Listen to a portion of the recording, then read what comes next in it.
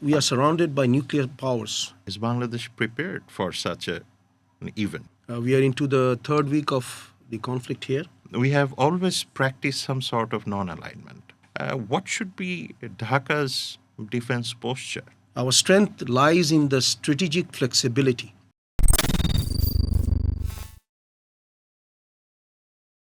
Welcome to Power Play with Shabanam Khan. Today's episode is going to look into defense strategic studies and, most importantly, international order. Bangladesh was always very comfortable with the international order over the past 5 decades, which was based on principles, though not perfect all the time. International law, Bangladesh has always been very respectful to multilateralism. Bangladesh's trade integration with the international trade architecture has always been on the basis of rules-based order. Now, that rules-based order is now being challenged as we have seen sets of conflict starting from Ukraine in our recent history, spanning all the way up to Gaza, and then now we are seeing that Iran, US, Israel conflict in the Middle East. These conflicts are not only limited to what we conventionally think as war or perhaps armed escalations, but it also has serious implication on international law, international trade, and most importantly, the energy crisis that is going to affect us badly. To discuss this particular issue from a defense perspective with an understanding of course, governance and economy, we will be focusing on how Bangladesh should maneuver under this particular conflict terrains that we are seeing unfolding across us, whether it is in the Middle East or in South Asia or in Southeast Asia or perhaps in the Indo-Pacific region. To discuss this particular issue, we have a very eminent guest, Brigadier General Mustafa Kamal Rusho, retired. Brigadier General Rusho is a graduate of Defense Services Command and Staff College, Mirpur. He studied at the Defense College in Singapore. He is a graduate of National Defense College, Bangladesh. Most importantly, 1/3 of his career was devoted in command positions.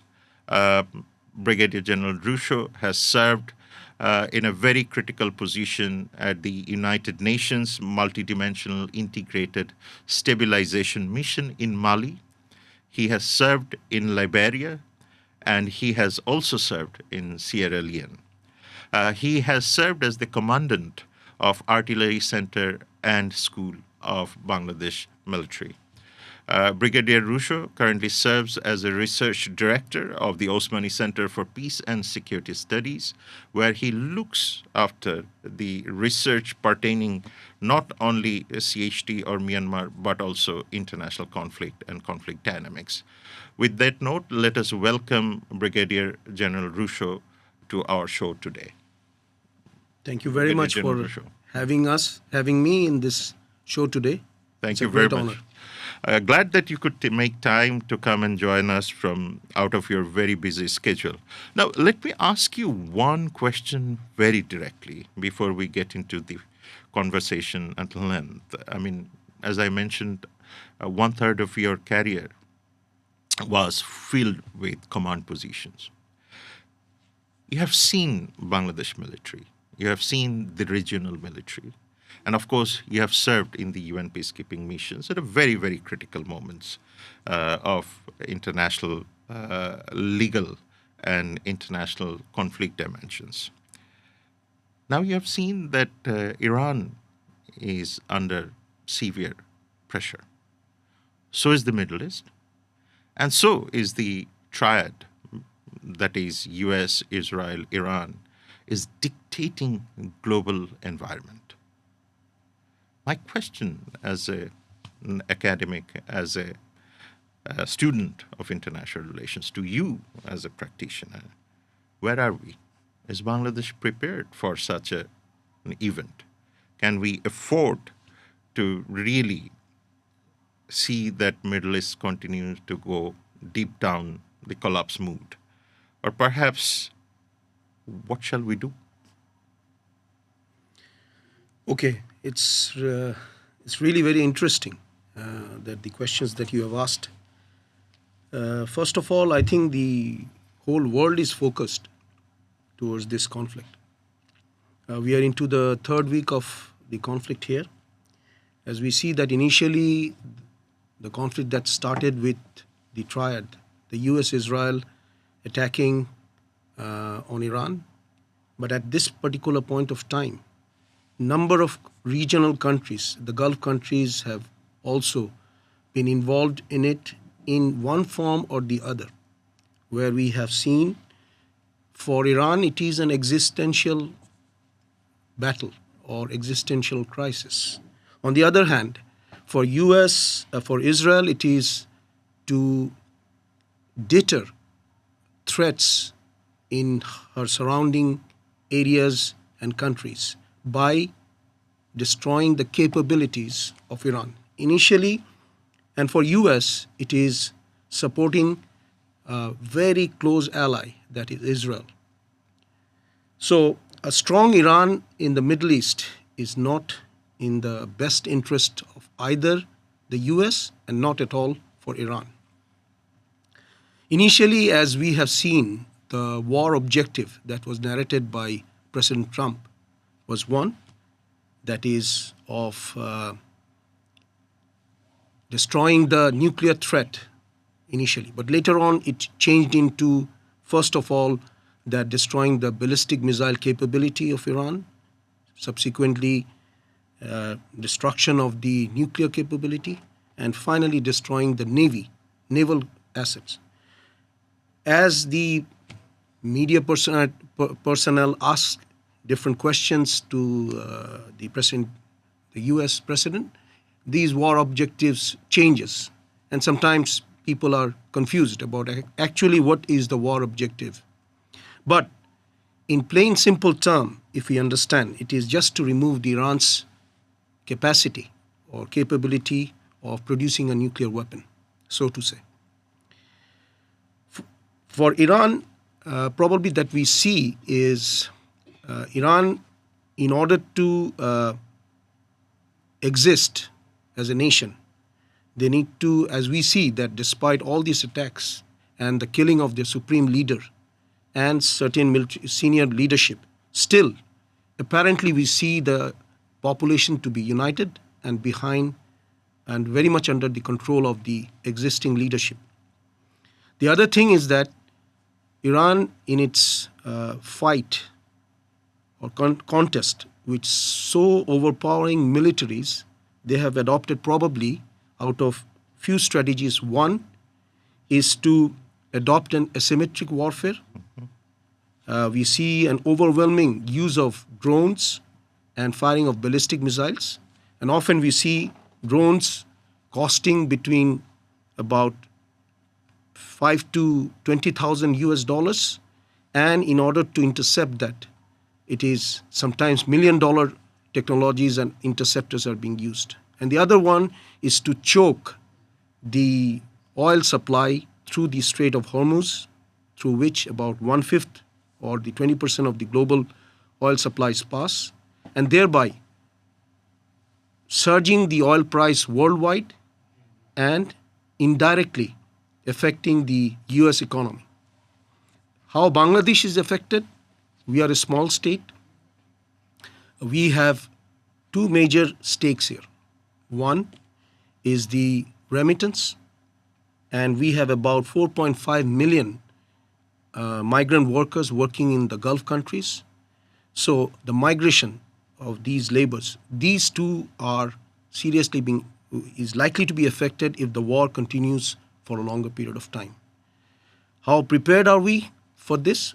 At this point of time, directly we are not under any kind of military threat, but this, if we consider it as a domino effect, if Iran is attacked now, previously we have seen other countries have been attacked by Israel. So this particular, we do not yet know what is the next domino for the Israel to attack. So that will be a word that will be a caution or a point to ponder for all of us.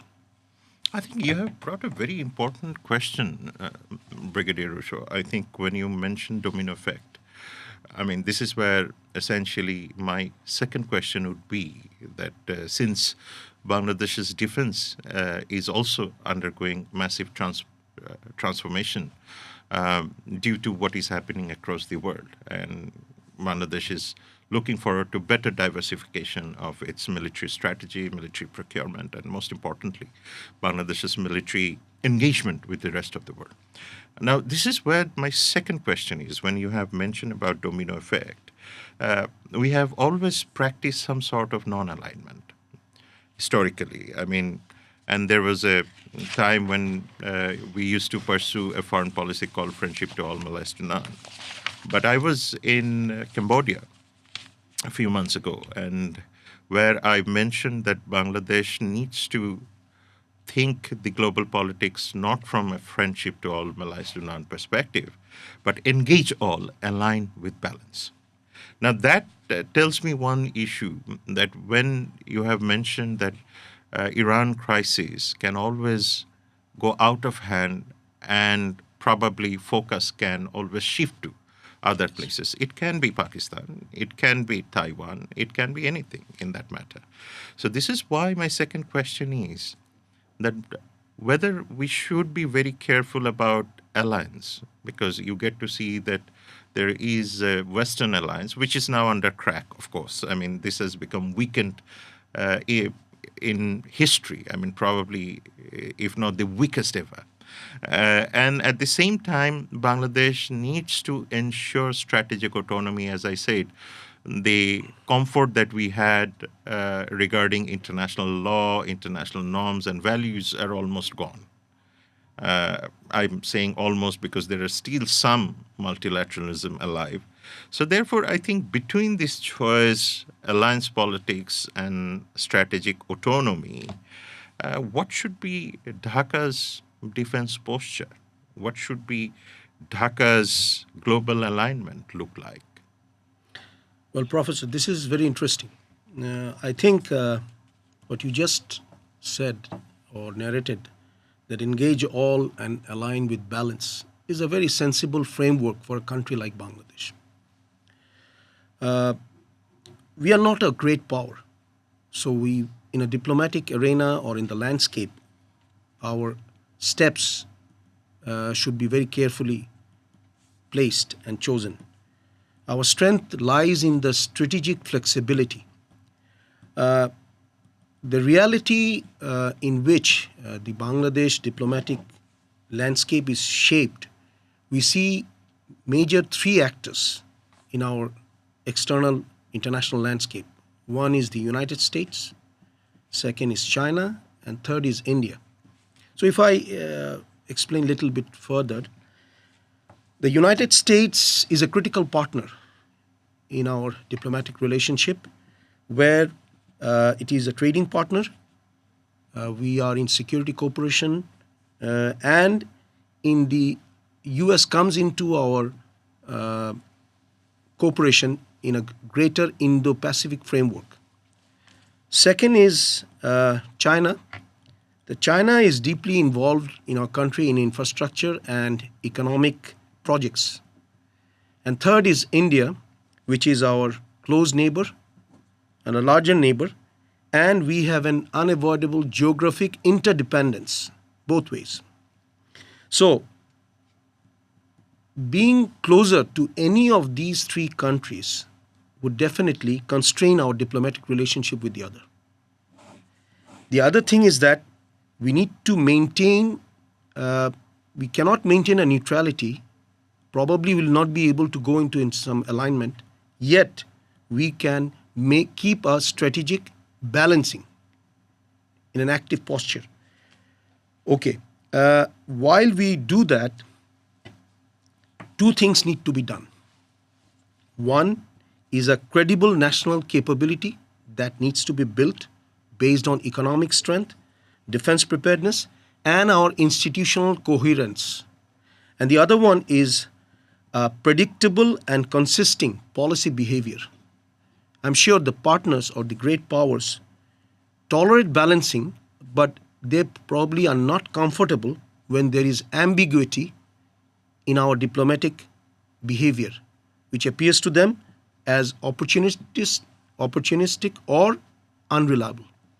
So, therefore, yes, we must maintain a balance, but we must also retain the strategic autonomy for making independent decisions. And in order to do that, probably now is the best time that we must have a strategic discipline. This is a very, very important point, and I was quite intrigued by this particular statement that you have made, that consistent policy behavior, particularly when it becomes ambiguous. Definitely that would raise concerns for any of the countries that you have mentioned, US, China, or India. Perhaps our engagement with China, if there is ambiguity, that will definitely raise alarm in Washington, or perhaps our relationship with Washington might sometimes raise alarm in Delhi, or perhaps in that matter, Beijing. So I think when you mention this opportunistic foreign policy behavior, and I think I have talked about quite extensively, that opportunism often becomes a liability, because we are very comfortable that whenever opportunity comes, we act. I mean, this is one of the reasons why our energy sector is heavily affected, that everything that we try to do is on ad hoc basis. We have never thought about what would be the perils of the geopolitical changes in the coming years. Now, that brings me to one important question, General. I think this is where your expertise is very, very valuable for everyone. Even when you looked into the engagement, strategic alliance, and everything. Myanmar has one kind of strategic alliance, Pakistan has another kind of, or most importantly, India has its own defense understanding. Now, given Bangladesh's threat calculus, I mean, which is unusually crowded now. You have Northeast India insurgencies. You get to see the perennial conflict in Myanmar, and Bay of Bengal is now full of global attention. And then, of course, India's relationship with Pakistan, and the Middle East relationship with both Pakistan, India, and of course us. And we have never seen India-Pakistan so volatile in recent history. It has always been volatile. And Iran, US, Israel escalation that you have explained very candidly has impacted our energy market. And then, of course, you're now seeing the whole idea, which you are very familiar with, that nuclear disarmament, or perhaps nuclear limitations, or perhaps nuclear deterrence. These are all becoming, kind of a confusing buzzwords for us. I mean, whole entire Cold War period, I mean, you studied that nuclear deterrence or nuclear arms limitation treaties are all almost obsolete. Every country wants nuclear weapon, almost. I mean, when I mention every country, doesn't mean every country. I mean, those who has the defense aspiration. Now, given Bangladesh sitting in the midst of three nuclear powers, India, Pakistan, and of course China. And I don't know the future of Myanmar as yet, right? What should Bangladesh be most concerned about? I mean, and that I ask you as a strategic thinker. You're a strategic thinker. And in your position, what kind of threat keeps you awake at night that doesn't allow you to sleep? Oh, first of all, I sleep quite well. Definitely, Bangladesh sits in a very important geostrategic location. So we are surrounded by nuclear powers, but probably the geoeconomic realities do not permit Bangladesh to pursue a nuclear program at this point of time for many reasons. The other part is, I would say that at this point of time, few things that are of concern for us, security concern. One is, in the Myanmar, we have sort of civil war that is on, and an armed non-state actor, that is Arakan Army, is in control of Rakhine State, which is bordering our southeast corner of the country. So we are in the periphery of that. Any instability in that region is going to have impact on a country. This is one concern. The second concern is the economic vulnerability due to the geopolitical shocks, especially that we have discussed at this point of time, that the war in Gulf region, that is the US-Israel war against Iran, and its spillover effects related to the remittance and the energy. This is the second concern that we have. And third, for small state like Bangladesh, the shield or the defense or the security was the multilateral institutions. And the present global order that we see, that probably might is right, this has weakened all these international norms and the multilateral institutions. So probably in a volatile world where the great actors have come into being and in order to secure their own national interest, that the interest of the small states are being put aside, is a concern for me.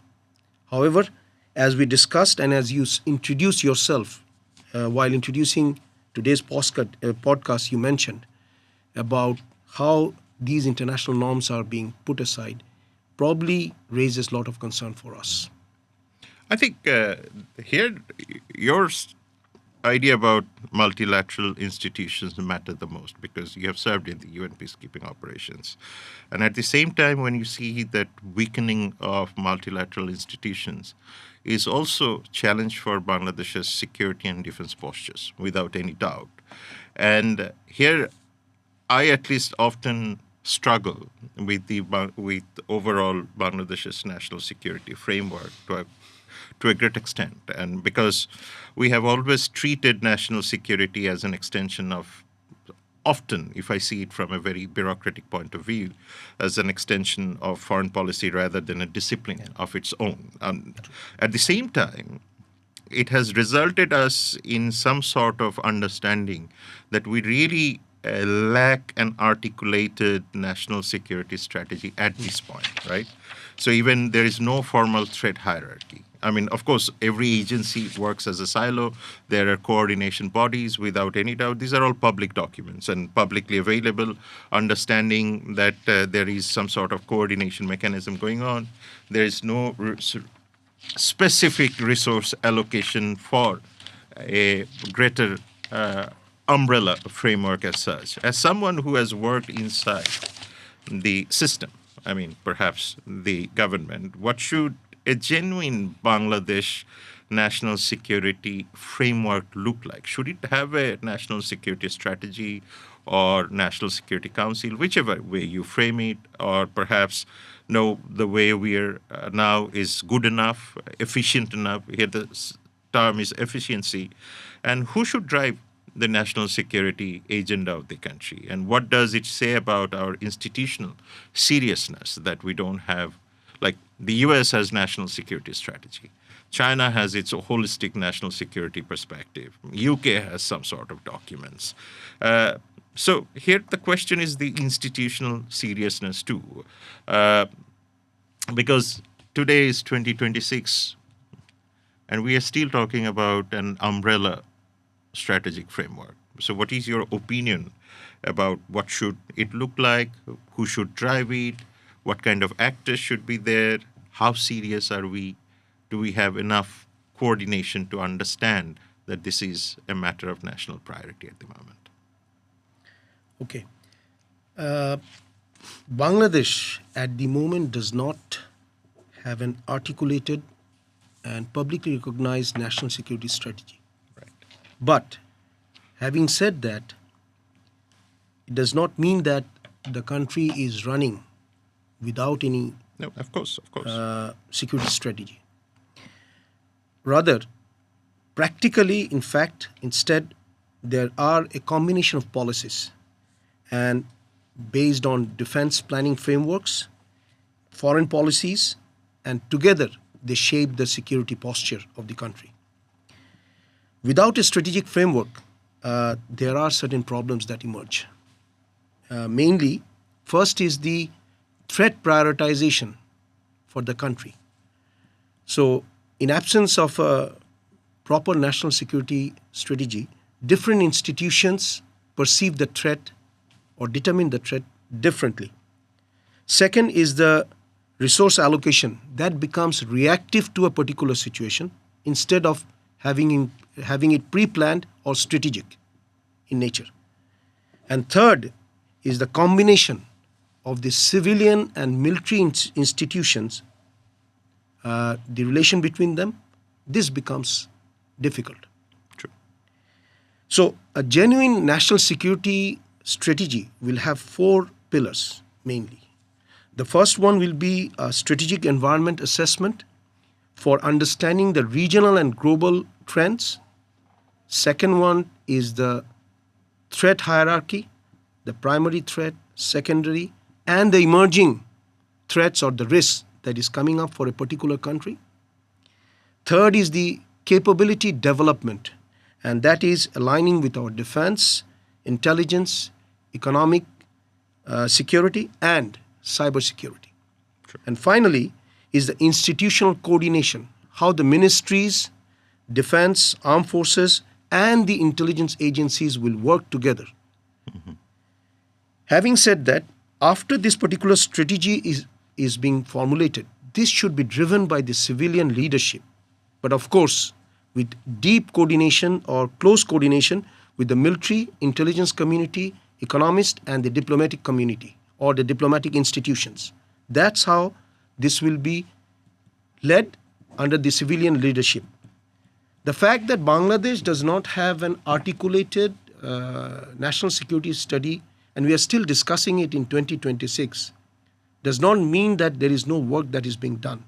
Of course, there has been a lot of work that is being done, and gradually this will come out to be official or structured, articulated strategy. But what is important is to realize the importance of it and formulate it under the present complex international scenario that we are in and where we need to operate. I think one very important thing that you have brought in, General Rusho, when you mention economists, very interesting. I mean, then I would add private sector too, Yes. because private sector is basically The the engine. driving factor behind all the development, I mean, particularly the market and everything. Now, this is where, when you mention civilian leadership, historically, national security, as we have seen from the bureaucracy, it's more of a foreign policy driven. But at the same time, national security, when it comes to particularly law enforcement agencies or perhaps the armed forces, it's historically seen from a very conservative approach. And you have rightly mentioned that in a democratic system, perhaps the civilian leadership is the best option. But how culturally prepared are we to see civilian leadership guiding national security agenda or perhaps national security culture? That's very interesting. In fact, if you see the modern democracies or the, age-old democracies, even if you see our neighbor, India, the national security strategy or the national security agendas, these are being dealt with by different actors, as I mentioned. Correct. The military, the diplomatic arena, the economists, intelligence. But the guidance or the directives come from the civilian True. leadership.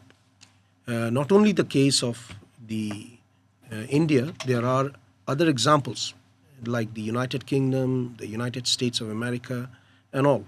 So, over and above, the national security strategy need to be worked by number of stakeholders, number of different institutions, and the directive needs to come from the political leadership or the civilian leadership.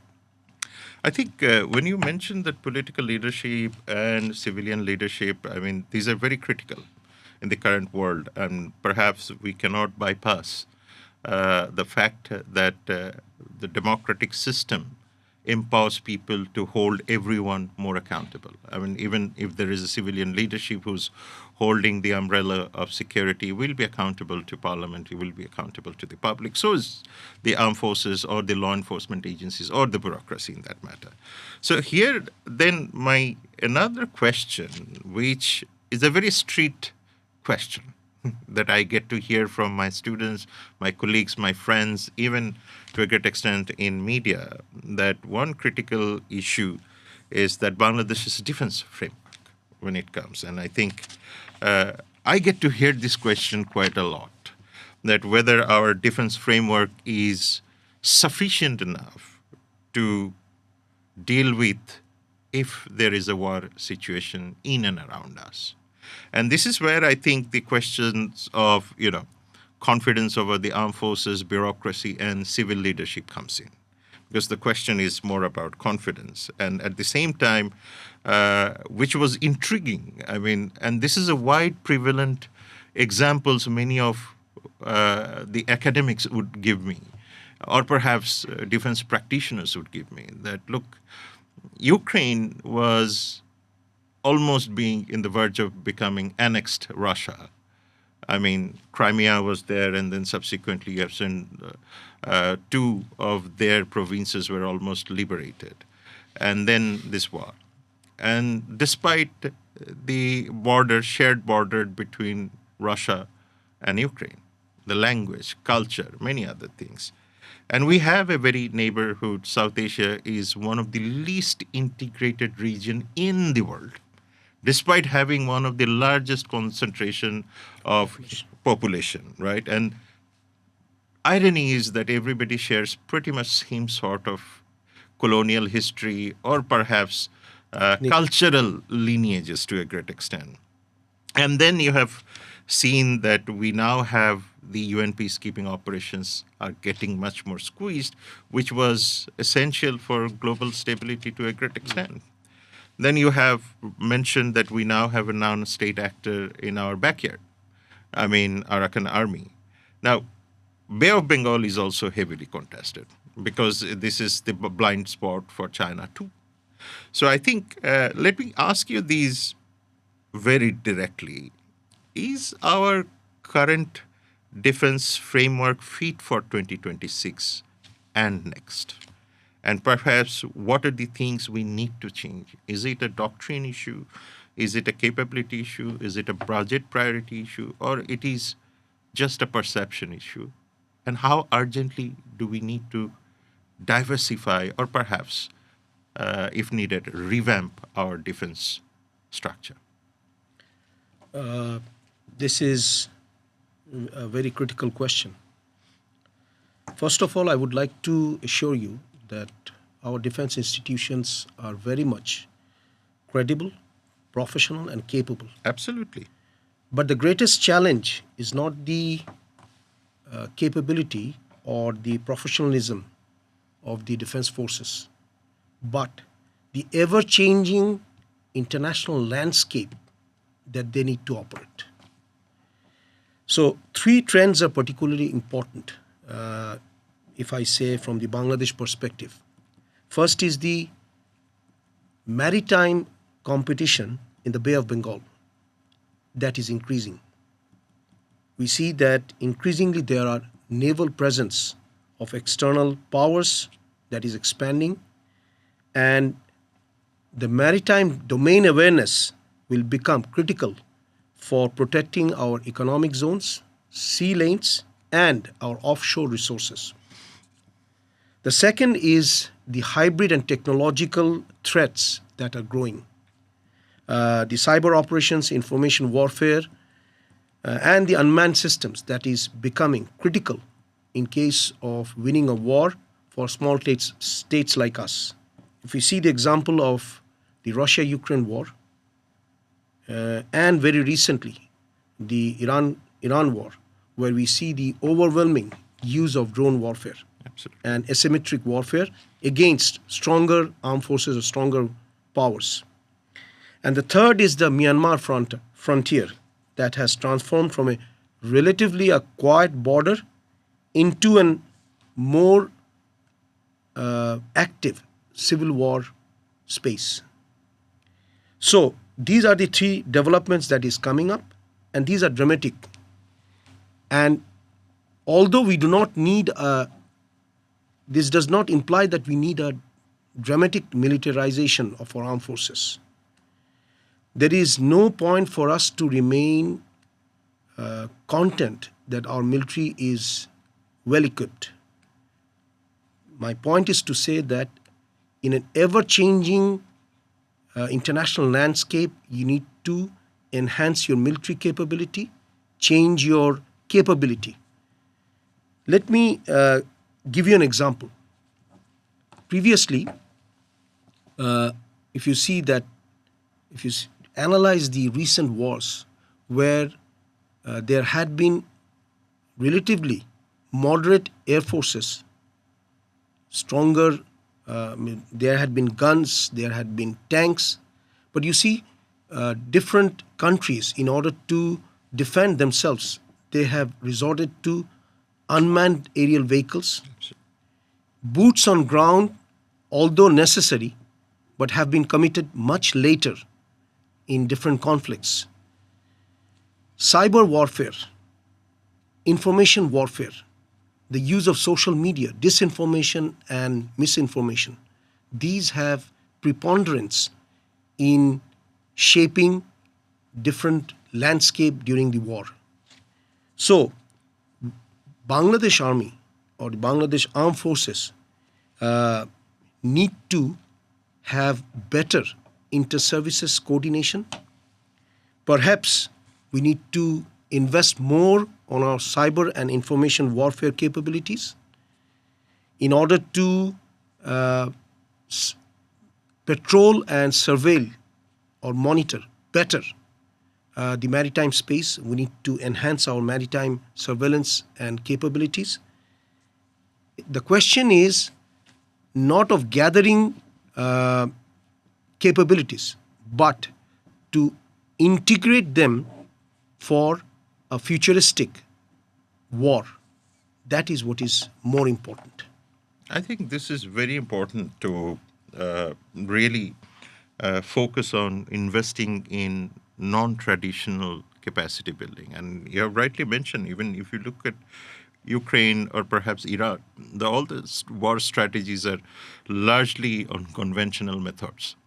I mean, you're right that boots on ground was much later as a strategic part. But most importantly, it started with misinformation, disinformation. And then even when you look into Pakistan-India crisis last year, of course, electronic warfare played a very important role in that, understanding that particular crisis. And that brings me to another critical factor, because I think Bangladesh's military as well as police, and to a great extent other institutions, benefited from UN peacekeeping missions. I mean, well, of course, there is a lot of criticism by saying, well, this is essentially about much more financial.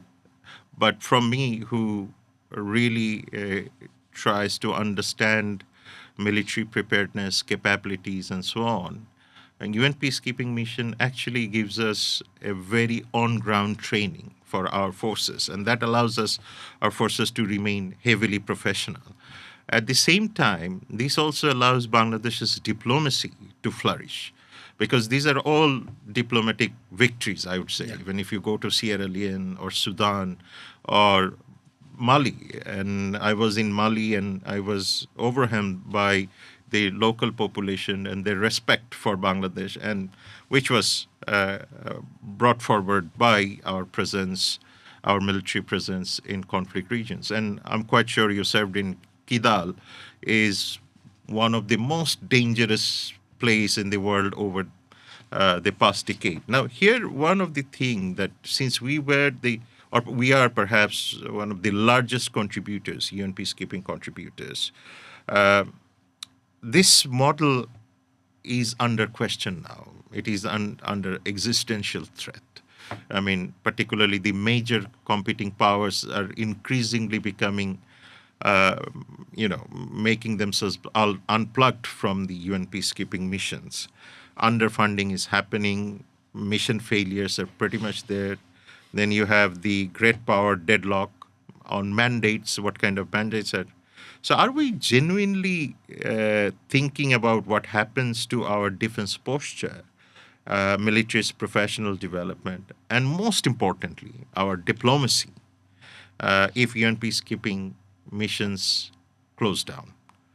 Or are we treating a structural transition as a temporary inconvenience? And are we very complacent by, no, it's a temporary issue, but in future, UN peacekeeping missions will be back? Well, Professor, first of all, I would like to state that probably we are not complacent at all. There is no question or there is no scope for becoming complacent at any point of time. If it is the case, then you do not move forward, then you do not modernize, then you do not adapt to the changes that is coming in. So, talking about UN mission, I was fortunate that I have served in my military career in 3 different UN missions. The first one was back in 2002 when I was an operation officer of a contingent back in Sierra Leone.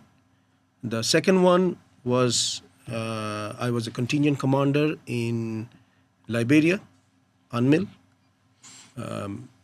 in Liberia. And the third one was the most challenging and the deadliest mission in the history of United Nations with a huge casualty. That was in Mali, MINUSMA.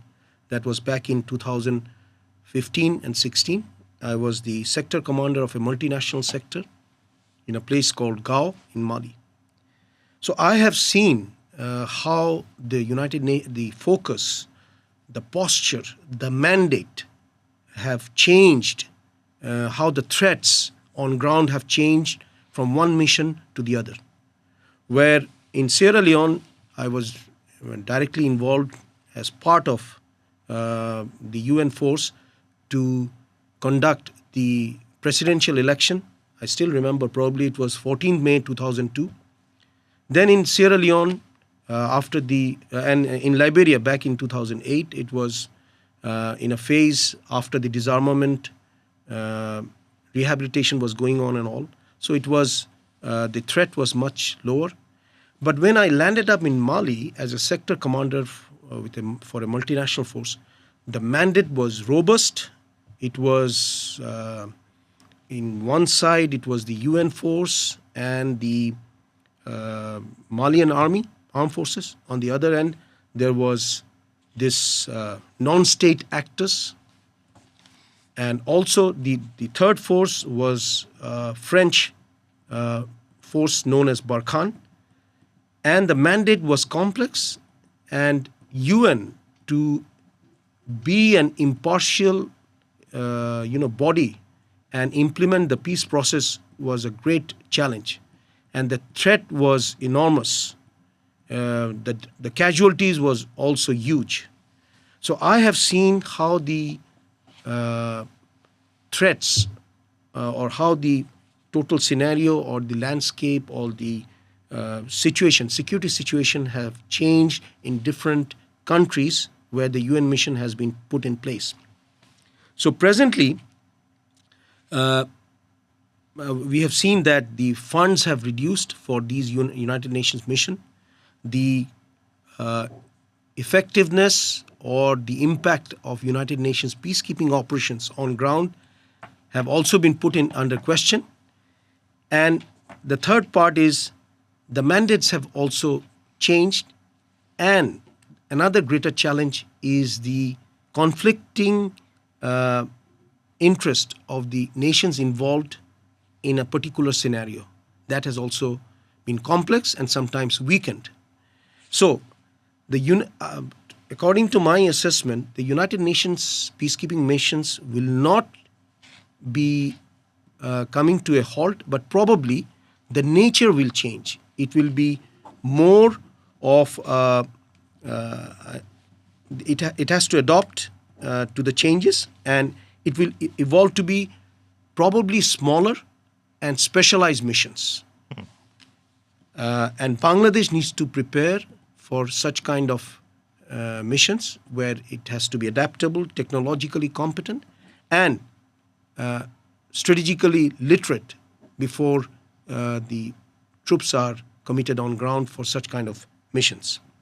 This is a very interesting term that you have used, strategic literacy. And I think this is where not only the case of the armed forces, but it is also very, very essential for all the actors in the statecraft, whether it is private sector or academia or bureaucracy or media, whichever we are talking about. And I think that strategic literacy brings me to a very important question, because this is what we very much discuss in public domain, but often incomplete discussions are there. And these are the two places. One place where you have actually worked, Chittagong Hill Tracts. I'm quite sure you have an extensive experience of Chittagong Hill Tracts in terms of its topography, in terms of the ethnic composition, and most importantly, you're very well conversant about the CHT Peace Accord. Yeah. And CHT Peace Accord is decades old, with a ground reality that keeps generating tensions or displacement, and many other issues are coming. And if you listen to the public discourse, is heavily by saying that there is some sort of disengagement between the military's objective and the objectives of what the ethnic leaders would say. But of course, this is one of the region where we have seen unprecedented amount of illicit economy. We have seen the ransom economy. And of course, at the same time, we are also seeing that the complaint that ethnic displacement continues to hamper the ethnic sanctity that the ethnic communities would always be worried about. This is one thing. And at the same time, geographically, we are bordering Myanmar. So it's kind of a two burning zones, but one priority, because we can't really see, at least when I teach my students who are studying strategic studies, I mean, can we separate CHT from Myanmar? Or can we separate Myanmar crises or Rohingya crises with CHT in the coming years? These are two life security crises simultaneously. Now, here my main question is, which is our priority? Which is our most important one, CHT or Myanmar, or perhaps both together? And do we have the doctrine, capability, and effective readiness through coordination between bureaucracy, politics, armed forces, local community, and media to actually respond to both or either? Well, this question is a little complex. Let me take the last part first. I think both the problems are critical for Bangladesh. True. I would not like to determine, or I would not like to mark as one to be more important, more critical than the other. The nature of the problems are different. If you talk about the Chittagong Hill Tracts issue, which started immediately after our independence back in 70s, and it had one major milestone, the signing of the peace accord back in, I think, 2nd December 1997. And that brought a lot of changes into the dynamics in Chittagong Hill Tracts. So this particular CHT issue is that of an internal political issue and a security issue for our country. It is, in order to deal with the Chittagong Hill Tracts issue, there are certain governance challenges as well attached to it. Primarily, the armed forces are primarily the army, is engaged in Chittagong Hill Tracks for security and stability of the region. Of course, there are greater coordination between the bureaucracy and the military is required. Of course, there are political directives. There are coordination, but this coordination needs to improve further in order to bring better effectiveness on ground in Chittagong Hill Tracks. There are, of course, the effective implementation of the accord is also required. Then economic development of the region, and also the trust building between the local communities. But let me also caution, it's not easy to build up the trust between the local community and that of the government actors because of the certain factors from the local community, local leaders sometimes. They do not want that this trust to be built in for their own interests. As you mentioned in before you asked me the question, that there are a lot of informal economy, extortion. In Bangla, so to say, the chadabaji that we call, that goes on. So the local leaders sometimes are the barriers to create, to allow the bond or allow the trust to build up. So this is the CHT issue. If we talk about the Myanmar issue, I have highlighted previously that in the border, in the southeast border of our country, we are to remain focused because there is a non-state actor that has that is having its influence and that is controlling the Rakhine state. And we have seen that particular problem has resulted in the influx of about 1 million Rohingya, which started coming into our country, starting from probably 1978. Mm-hmm. And the last influx we have seen, which has resulted, the present, probably the population is about 1.1 million, if I'm right to say. So this is a problem that has been a result of an internal lack of governance, in internal problems inside Myanmar. And we have become a stakeholder into the whole affairs of this crisis. How to deal with it?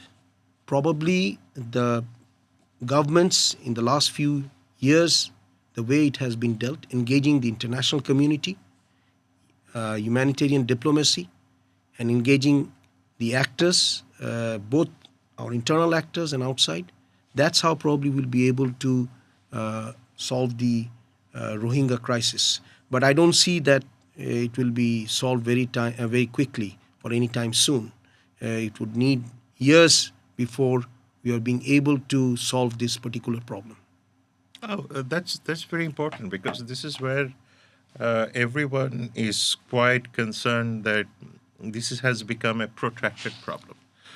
So Myanmar refugee crisis is a protracted problem. So is the CHT protracted problem. And in many cases, there were arguments that whether the CHT accord is still valid or not, given the nature of the ground realities and everything.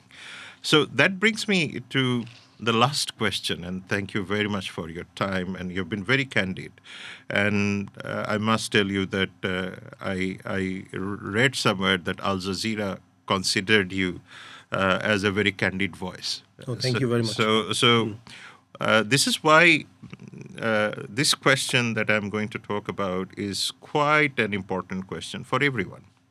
And particularly this comes at the moment when July 2024 happened. And essentially, this is the time when the civil-military relationship came to a very defining moment. And my last question has then, the Bangladesh's armed forces have historically had a limited role in shaping, foreign policy as such. But at the same time, there is a greater conversation that is unfolding in Bangladesh is the strategic culture. The culture means it is not only the armed forces, but everyone else has to go back to your term, strategic literacy. Now, this particular strategic culture is either in silo, you get to hear within the defense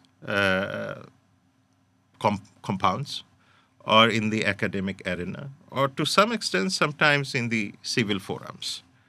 But here is the question that when you have seen that all the state institutions became heavily politicized, one of the classic example is once again July 2024. We get to see that the aftermath of heavy politicization was quite catastrophic. And you have always been vocal about professionalism. You have always been vocal about meritocracy. But these particular structural problem began from many decades ago. It's not like one specific or two specific regime, but also many years of accumulation of not prioritizing heavy professionalism or meritocracy that you get to see in Singapore and other places. This is why my question is, what does a healthy civil-military relationship for strategic culture actually look like for Bangladesh? And how far are we from that? I think you have asked me the most interesting question in today's conversation. Healthy civil-military relationship is always in the best interest of the country. That is not this particular relationship, that is civil-military relationship, does not take place simply by keeping the military out of politics, although that is essential. They're about creating structured channels where the strategic expertise informs the national decision-making body about the national security issues and helps in national decision-making process. In Bangladesh, historically, the military have remained probably, military and the civilian side have taken decisions probably not always in unison, and there had been decisions taken in isolation, which is never good for the overall national interest. Civilian policymakers, diplomats, the military officers, and academics sometimes operate in parallel, not in unison, not in an integrated fashion. Regular national security consultations will only bring good decisions, which is beneficial for the country in the long term.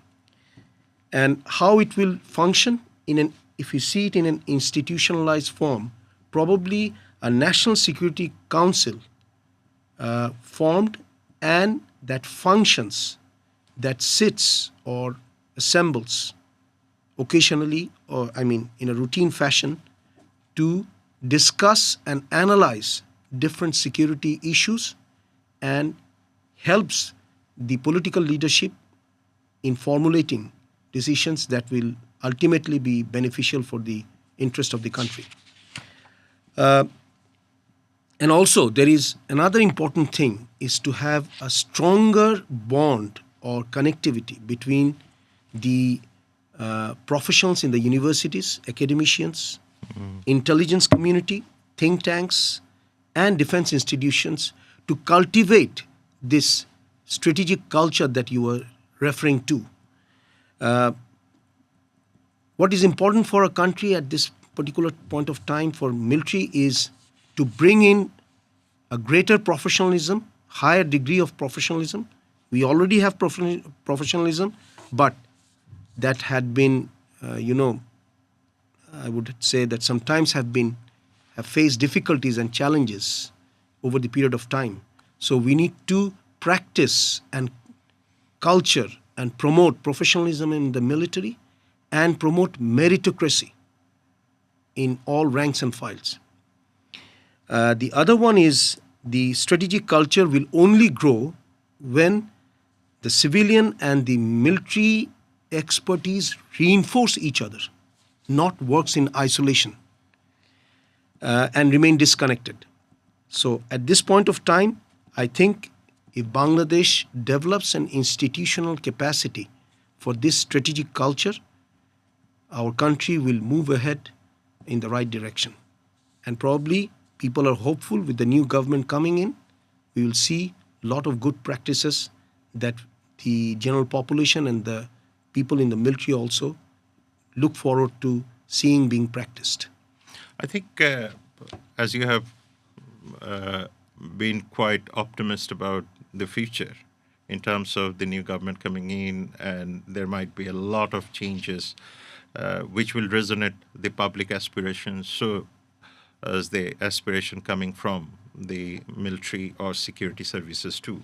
That brings me to my concluding remark over here that you have really highlighted on very, very important issues which are both sensitive in nature as well as delicate in terms of its effectiveness, in terms of our greater security understanding of Bangladesh's position in international affairs. With that note, thank you very much, Brigadier Rusho, for your time and your, as usual, very candid remarks.